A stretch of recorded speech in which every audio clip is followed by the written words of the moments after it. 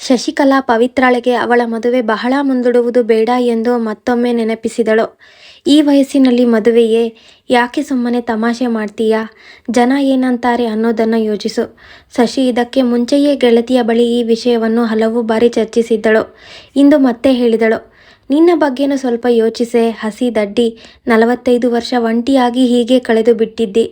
ಈ ನಿನ್ನ ಒಂಟಿತನ, ಚಿಂತೆಗಳು, ಕಷ್ಟ ಕಾರ್ಪಣ್ಯಗಳು ನಿನ್ನನ್ನು ಕಾಡುತ್ತಿರುವಾಗ ಇಷ್ಟು ವರ್ಷ ಯಾರಿಗಾಗಿ ನೀನು ಜೀವ ತೆಯ್ದೆಯೋ ಅವರು ನಿನ್ನನ್ನು ವಿಚಾರಿಸಲು ಬರುತ್ತಾರೆಯೇ? ಜನ ಏನಂತಾರೋ ಅಂತ ತಾನೇ ಅಂತೀಯಾ? ಯಾವ ಹಾಳು ಜನರೇ? ನೀನು ಕಷ್ಟಪಡುವಾಗ ನೋಡಿ ಕಿಸಿಯುವ, ಆಡಿಕೊಳ್ಳುವ, ನೀನು ಮೇಲೇರಿದಾಗ ಹೊಟ್ಟೆ ಉರಿಯಿಂದ ಸಾಯುವ ಈ ಹಾಳು ಜನರ ಗೊಡವೆ ನಿನಗೇಕೆ ಬೇಕು?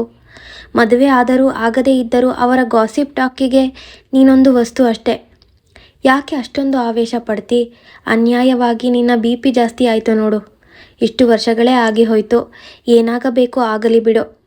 ಇವಳ ಮಾತು ಮುಗಿದಾಗ ಶಶಿ ಹೊರಟಾಗಿತ್ತು. ಇಬ್ಬರು ಪ್ರಾಣ ಸ್ನೇಹಿತೆಯರು ಒಂದೇ ಕಾಲೋನಿಯಲ್ಲಿದ್ದರು. ವಿವಾಹಿತೆಯಾದ ಶಶಿಕಲಾ ಇಬ್ಬರು ಮಕ್ಕಳ ತಾಯಿ. 45ರ ಪವಿತ್ರ ಇನ್ನೂ ಕನ್ಯೆ. ಶಶಿ ಹೊರಟ ನಂತರ ಪವಿತ್ರ ತನ್ನನ್ನು ತಾನು ಕನ್ನಡಿಯಲ್ಲಿ ನೋಡಿಕೊಂಡಳು. ಅವಳು ಹೇಳಿದಂತೆ ತನ್ನ ಅರ್ಧ ಆಯುಷ್ಯವೇ ಕಳೆದು ಹೋಗಿದೆ ಎನಿಸಿತು. ತಾನು 20 ವರ್ಷದವಳಾಗಿದ್ದಾಗ ಮಾತ್ರ ಅವಳಿಗೆ ಕನ್ನಡಿ ನೋಡಿಕೊಳ್ಳುವ ಆಸಕ್ತಿ ಇತ್ತು. ಕ್ರಮೇಣ ಎಲ್ಲ ಹೋಯಿತು. ತಲೆ ಬಾಚುವಾಗ ಬಾಚಣಿಕೆ ಹಿಡಿದು 4-5 ಬಾರಿ ಬಾಚಿ ಜಡೆ ಹೆಣೆದು ಅಭ್ಯಾಸ ಬಲದಿಂದ ಕುಂಕುಮ ಹಚ್ಚಿಕೊಂಡೋ ಬಿಂದಿ ಇರಿಸಿಕೊಂಡೋ ಮಾಡುವಳು. ಯಾವ ಸ್ನೋ ಪೌಡರ್ಗಳ ಗೊಡವೆಯೂ ಅವಳಿಗೆ ಇರಲಿಲ್ಲ. ಈ ರೀತಿ ಅವಳು ತನ್ನನ್ನು ತಾನು ಕನ್ನಡಿಯಲ್ಲಿ ಗಮನಿಸ ಬಯಸಿದಳು. ನೆರೆತ ಕೂದಲು, ಅಲ್ಲಲ್ಲಿ ಸುಕ್ಕಾದ ಚರ್ಮ, ತುಸು ಸಡಿಲವಾಗಿ ಜೋತು ಬಿದ್ದ ಕೆನ್ನೆ, ಗಲ್ಲದ ಬಳಿ ನೆರೆಗೆ, ಕಂಗಳ ಕೆಳಗಿನ ಕಪ್ಪು ವೃತ್ತಗಳು. ಒಟ್ಟಿನಲ್ಲಿ ನಿನ್ನ ಯೌವನ ಯಾವತ್ತೋ ಜಾರಿ ಹೋಯಿತು ಎಂದು ಸಾರುತ್ತಿತ್ತು. ತನ್ನನ್ನು ತಾನು ಸಿಂಗರಿಸಿಕೊಳ್ಳುವುದರತ್ತ ಎಂದೂ ಅವಳು ಗಮನ ಕೊಟ್ಟವಳಲ್ಲ. ಇಂದು ನಿಧಾನವಾಗಿ ತಲೆ ಬಾಚಿ ನೀಟಾಗಿ ಜಡೆ ಹೆಣೆಯೋಣ ಎಂದು ಹಳೆಯ ವಿಚಾರಗಳನ್ನು ನೆನಪಿಸಿಕೊಳ್ಳತೊಡಗಿದಳು. ಅವಳು ಡಿಗ್ರಿಯ 2ನೇ ವರ್ಷದಲ್ಲಿ ಕಲಿಯುತ್ತಿದ್ದಾಗ ಇನ್ನು 20 ವರ್ಷ.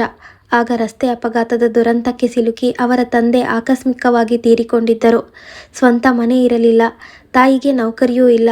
ತಂದೆ ಆಫೀಸಿನಿಂದ ತಾಯಿ ಹೆಸರಿಗೆ ಬರುತ್ತಿದ್ದ ಪೆನ್ಷನ್ ಹಣ ಆ ಸಂಸಾರ ನಡೆಸಲು ಏನೇನೂ ಸಾಲುತ್ತಿರಲಿಲ್ಲ. ಇವಳೇ ಹಿರಿಯವಳು. ಒಬ್ಬ ತಮ್ಮ, ತಂಗಿ, ಮನೆ ಬಾಡಿಗೆ, ಮಕ್ಕಳ ಪಾಲನೆ ಪೋಷಣೆ, ಶಾಲೆ ಫೀಸು, ಅವರ ಶಿಕ್ಷಣ. ಬೆಂಗಳೂರಿನ ದುಬಾರಿ ಜೀವನ ಅತಿ ತುಟಿ ಎನಿಸಿತು.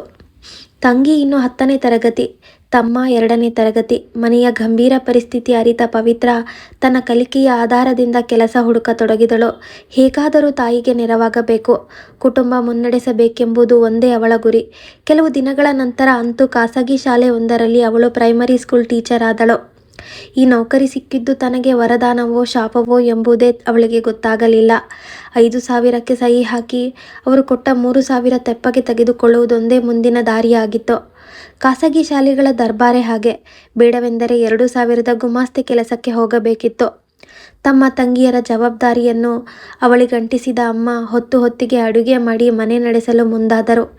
2 ವರ್ಷ ಕಳೆಯುವಷ್ಟರಲ್ಲಿ ಇವಳ ಮದುವೆಗೆ ಅಲ್ಲೊಂದು ಇಲ್ಲೊಂದು ವರ ತಾನಾಗಿ ಒದಗಿ ಬರತೊಡಗಿತು. ಅಮ್ಮ ಬಿಲ್ಕುಲ್ ಬೇಡ ಎಂದರು. ಮೊದಲು 2ನೇಯವಳ ಮದುವೆಯಾಗಿ ಮಗ ಕೆಲಸ ಹುಡುಕಿ ಸೆಟಲ್ ಆಗಲಿ, ಆಮೇಲೆ ಪವಿತ್ರಳ ಮದುವೆ ಎಂದು ನೆಂಟರಿಗೆಲ್ಲ ಸಾರಿಕೊಂಡರು. ಕೆಳ ಮಧ್ಯಮ ವರ್ಗದ ಆ ಕುಟುಂಬ ಹೇಗೋ ಕುಂಟುತ್ತಾ ಸಾಗಿತ್ತು. ನಿಧಾನವಾಗಿ ತಮ್ಮ ತಂಗಿ ಕಾಲೇಜು ಮೆಟ್ಟಿಲೇರಿ ತೊಡಗಿದರು. ಅವರ ಬೇಡಿಕೆ ದಿನೇ ದಿನೇ ಹೆಚ್ಚತೊಡಗಿತು. ಅಮ್ಮ ಒಂದಿಷ್ಟು ಕೈ ಹಿಡಿತ ಮಾಡದೆ ದಂದರಾಳಿ ಖರ್ಚು ಮಾಡಿಬಿಡುತ್ತಿದ್ದರು. ತನಗೇನೇ ವರಮಾನ ಬಂದರೂ ಅಮ್ಮನ ಕೈಗೆ ಹಾಕಿ ಬಿಡುವುದೊಂದೇ ಅವಳಿಗೆ ಗೊತ್ತಿದ್ದದ್ದು. ದಿನವಿಡೀ ಶಾಲೆಯಲ್ಲಿ ಕತ್ತೆ ಚಾಕರಿಯ ದುಡಿತ. ಸಂಜೆ 6 ಗಂಟೆಗೆ ಮನೆ ಪಾಠಕ್ಕೆ ಕುಳಿತರೆ 9 ಗಂಟೆಗೆ ಬಿಡುಗಡೆ. ಅದರಲ್ಲಿ ಬರುತ್ತಿದ್ದ 1-2 ಸಾವಿರ ತಿಂಗಳ ಕೊನೆಗೆ ಆಧಾರ. 20 ವರ್ಷದವಳಾಗಿ ದುಡಿಯಲು ಆರಂಭಿಸಿದ ಅವಳ ಯೌವನ ಕೆಲವೇ ವರ್ಷಗಳಲ್ಲಿ ಮುರುಟಿ ಹೋಯಿತು. ಮೇಡಮ್ ಕೆಲಸಕ್ಕಾಗಿ ಮೂಗಿಗೆ ಒಂದು ಕನ್ನಡಕ ಏರಿಸಿ ಕತ್ತೆ ದುಡಿತ ದುಡಿಯುವುದೊಂದೇ ಅವಳ ಪಾಲಿಗೆ ಉಳಿಯಿತು. ಅಮ್ಮನ ಬೋಧನೆ ಅವಳಿಗೆ ಸದಾ ಇದ್ದದ್ದೇ. ಏನು ಮಾಡಲಮ್ಮ, ಗಂಡನಿಲ್ಲದ ಹೆಣ್ಣು ಹೆಂಗಸು ನಾನು. ಬೇರೆ ಸಂಪಾದನೆ ಗೊತ್ತಿಲ್ಲ. 3 ಹೊತ್ತು ಮನೆಯ ಚಾಕರಿ ಮಾಡಿ ದುಡಿಯುತ್ತೇನೆ. ನೀನು ಇನ್ನು ಮುಂದೆ ನಿನಗಾಗಿ ಅಲ್ಲ, ಈ ಕುಟುಂಬಕ್ಕಾಗಿ ಬದುಕಬೇಕಿದೆ ನೋಡಮ್ಮ ಎಂದು ಹೇಳಿ ಹೇಳಿ ಅವಳು ಬದುಕಿರುವುದೇ ಆ ಹೊರೆ ಹೊರಲು ಎಂಬಂತೆ ಅವಳ ಮನಸ್ಸಿಗೆ ಕುದುರೆಯ ಕಡಿವಾಣ ಹಾಕಿಟ್ಟರು. ಅಗತ್ಯಗಳು ವ್ಯಕ್ತಿಯನ್ನು ಸ್ವಾರ್ಥಿಯನ್ನಾಗಿಸುತ್ತದೆ. ಅವಳು ಕೆಲಸಕ್ಕೆ ಹೊರಡುವಾಗ ತಡ ಆಯಿತೆಂದೋ, ಶಾಲೆಯಿಂದ ಬರುವಾಗ ಯಾರಿಂದಲಾದರೂ ಡ್ರಾಪ್ ಪಡೆದಿದ್ದರೆ 1000 ಪ್ರಶ್ನೆ ಕೇಳಿ ಅವಳ ತಾಯಿ ಬಾಯಿ ಬಿಡಿಸುವರು. ಟ್ಯೂಷನ್ಗೆ ಬರುವ ಹುಡುಗರ ಫೀಸು ನೇರ ಅವರ ಕೈಗೆ ಹೋಗಬೇಕು. ಒಟ್ಟಿನಲ್ಲಿ ಯೌವನದ ಹುಡುಗಿ ಪ್ರೇಮ ಪ್ರೀತಿ ಎಂದು ಮರುಳಾಗಬಾರದು ಎಂದು ಮೈಯೆಲ್ಲ ಕಣ್ಣಾಗಿ ಅವಳ ಬೆಂಗಾಲಿಗೆ ನಿಂತರು. ತಾನು ಸದಾ ಈ ಮನೆಗಾಗಿ ದುಡಿಯುತ್ತಿರಬೇಕು ಎಂಬುದೊಂದೇ ಅವಳ ಮನದಲ್ಲಿ ಉಳಿಯುವಂತೆ ಮಾಡಿಬಿಟ್ಟರು. ನೂರಲ್ಲ 1000 ಸಲ ಅವಳಿಗೆ, ನೋಡಮ್ಮ, ತುಂಬು ಪ್ರಾಯದ ಹುಡುಗಿ ನೀನು. ಯಾರೇ ಸಹೋದ್ಯೋಗಿ ಗಂಡಸರು ಮಾತನಾಡಿಸಿದರೂ ಕಣ್ಣೆತ್ತಿ ಅವರನ್ನು ಮಾತನಾಡಿಸಬೇಡ. ಈ ಗಂಡು ವರ್ಗವನ್ನು ಪ್ರೇಮ ಪ್ರೀತಿ ಅಂತ ಎಂದೂ ನಂಬಲು ಹೋಗಬಾರದಮ್ಮ. ಈ ಮನೆ ಮಕ್ಕಳನ್ನು ದಡ ಸೇರಿಸುವ ದೊಡ್ಡ ಜವಾಬ್ದಾರಿ ನಿನ್ನ ಹೆಗಲ ಮೇಲಿದೆ. ಸುಚಿತ್ರಾಳ ಮದುವೆ, ಸುದರ್ಶನನ BE ಕಲಿಕೆ ಎಲ್ಲ ಆಗಿ ಅವನು ಇಂಜಿನಿಯರ್ ಆಗಿಬಿಡಬೇಕು.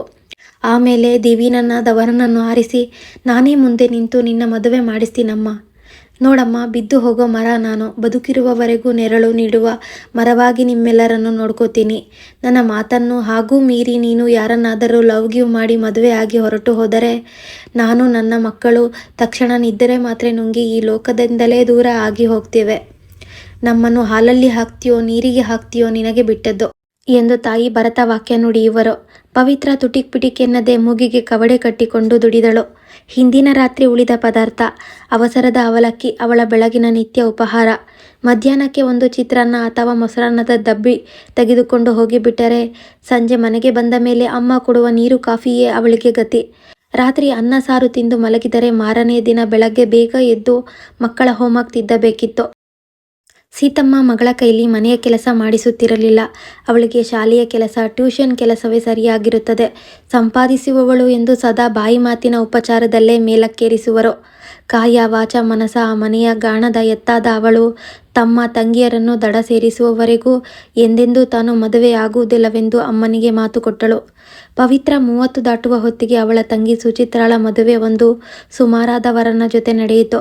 ಅದಕ್ಕಾಗಿ ಅವಳು ಶಾಲೆಯಲ್ಲಿ ಸಾಲ ಪಡೆದು ಸರಳ ಮದುವೆ ನಡೆಸಿ ಗೆದ್ದಳು. ನನ್ನ ಹಿರಿಯ ಮಗಳೇ ಮನೆಗೆ ಮೂಲಾಧಾರ.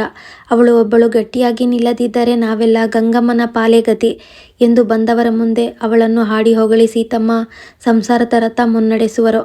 ಸುಚಿತ್ರಾಳಿಗೆ ಅತ್ತ ಕೆಲಸಕ್ಕೆ ಹೋಗುವ ಮನಸ್ಸೂ ಇಲ್ಲ, ಇತ್ತ ಡಿಗ್ರಿ ಪಾಸಾಗಲಿಲ್ಲ. ಅವಳು ಬಯಸಿದ ಯಾವ ರಾಜಕುಮಾರನೂ ಬಂದು ಕೈ ಹಿಡಿದು ಸಾರೋಟಿನಲ್ಲಿ ಕರೆದೊಯ್ಯುವಂತಿರಲಿಲ್ಲ. 6ಕ್ಕೇರದ 3ಕ್ಕಿಳಿಯದ ಮತ್ತೊಂದು ಮಧ್ಯಮ ವರ್ಗದ ಹಿರಿ ಸೊಸೆಯಾಗಿ ಅಂತೂ ಈ ಮನೆಯಿಂದ ಆ ಮನೆಗೆ ಹೊರಟಳು.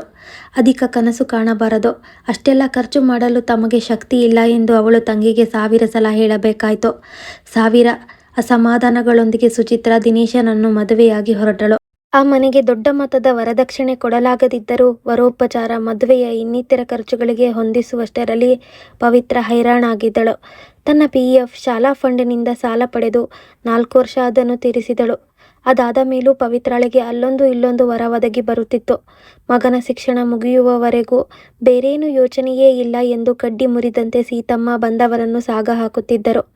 ಈ ಮಧ್ಯೆ ಸುಚಿತ್ರಾಳ ಶ್ರೀಮಂತ ಬಾಣಂತನ, ಮಗುವಿನ ನಾಮಕರಣ ಎಲ್ಲ ಅಕ್ಕನ ಸಾಲ ಸೋಲಗಳಲ್ಲೇ ಜರುಗಿತು. ಮಗ ಸಂಬಳ ತಂದ ಮೇಲೆಯೇ ಹಿರಿಮಗಳ ಮದುವೆ ನಡೆಯುವುದು ಎಂದು ಸೀತಮ್ಮ ಪಟ್ಟು ಹಿಡಿದರು. ಮೆರಿಟ್ನಲ್ಲಿ ಸೀಟು ಸಿಗದ ಮಹಾರಾಯ ತಮ್ಮನಿಗಾಗಿ 2 ಲಕ್ಷ ಖರ್ಚು ಮಾಡಿ ಅಂತೂ ಅವನಿಗೆ ಸೀಟು ಗಿಟ್ಟಿಸಿಕೊಟ್ಟಳು. ಮತ್ತೆ ಶಾಲೆಯಲ್ಲಿ ಸಾಲ ಮಾಡಿ 10 ವರ್ಷ ತೀರಿಸಬೇಕಾಯಿತು. ಕಾಲೇಜು ಸೇರಿದ ಮಾತ್ರಕ್ಕೆ ಆಯಿತೆ ಅವನ ದುಬಾರಿ ಬುಕ್ಸ್, ಶೋಕಿಗೆ ತಕ್ಕಂತೆ ಬಟ್ಟೆ ಬರೆ, ಹೊರಗಿನ ಓಡಾಟಕ್ಕೆ ಖರ್ಚು. ಅಂತೂ ಡಿಮ್ಯಾಂಡ್ಸ್ ಹನುಮಂತನ ಬಾಲವಾಗಿತ್ತು. ಫ್ರೆಂಡ್ಸ್ ಓಡಾಡುವಂತೆ ನನಗೊಂದು 2 ವೀಲರ್ ಇಲ್ಲ ಎಂದು ಸದಾ ಗೊಣಗುತ್ತಿದ್ದ. ಅಂತೂ ಮಹಾರಾಯನ ಶಿಕ್ಷಣ ಮುಗಿದು ಮೈಸೂರು ಬಿಟ್ಟು ಅವನು ಬೆಂಗಳೂರಿನ ಭಾರೀ MNC ಕಂಪನಿಗಳಲ್ಲಿ ಕೆಲಸಕ್ಕೆ ಸೇರಿದ್ದೂ ಆಗಿತ್ತು. ಮೊದಮೊದಲು ತಮ್ಮ ಫೋನ್ ಮಾಡುವಾಗ ನಿನ್ನ ಮದುವೆಗಾಗಿ ಎಲ್ಲ ಸಿದ್ಧ ಮಾಡಿಕೊಳ್ಳುತ್ತಿದ್ದೇನೆ ಎಂದು ಅಕ್ಕನಿಗೆ ಹೇಳುತ್ತಿದ್ದ. 6 ತಿಂಗಳು ಕಳೆಯುವಷ್ಟರಲ್ಲಿ ಫೋನ್ ಬರುವುದೇ ನಿಂತು ಹೋಯಿತು. ವರ್ಷ ಕಳೆಯುವಷ್ಟರಲ್ಲಿ ಅವನಿಗೆ ಬೇರೊಂದು ಕಂಪನಿಯಲ್ಲಿ ಉನ್ನತ ಹುದ್ದೆ ದೊರಕಿತು. ಅಲ್ಲೇ ತನ್ನ ಸಹೋದ್ಯೋಗಿಯನ್ನು ಪ್ರೇಮಿಸಿ ರಿಜಿಸ್ಟರ್ ಮದುವೆಯಾಗಿ ಅಕ್ಕ ಅಮ್ಮನಿಗೆ ಮದುವೆಯ ಆರತಕ್ಷತೆಯ ಫೋಟೋ ವಾಟ್ಸಪ್ನಲ್ಲಿ ಕಳುಹಿಸಿದ. ವಿಷಯ ತಿಳಿದು ಮುಳುಮುಳು ಅತ್ತ ಸೀತಮ್ಮನಿಗೆ ಪವಿತ್ರಾಳೆ ಸಮಾಧಾನ ಹೇಳಬೇಕಾಯಿತು. 2 ತಿಂಗಳು ಕಳೆಯುವಷ್ಟರಲ್ಲಿ ಮಗ ಸೊಸೆಯನ್ನು ನೋಡಲೇಬೇಕೆಂಬ ಆಸೆ ಅವರಿಗೆ ಹೆಚ್ಚಾಯಿತು. ಪವಿತ್ರ ತಾನೇ ಕಾರು ಅರೇಂಜ್ ಮಾಡಿ ಅಮ್ಮನನ್ನು ತಮ್ಮನ ಮನೆಗೆ ಬೆಂಗಳೂರಿಗೆ ಕಳುಹಿಸಿಕೊಟ್ಟಳು.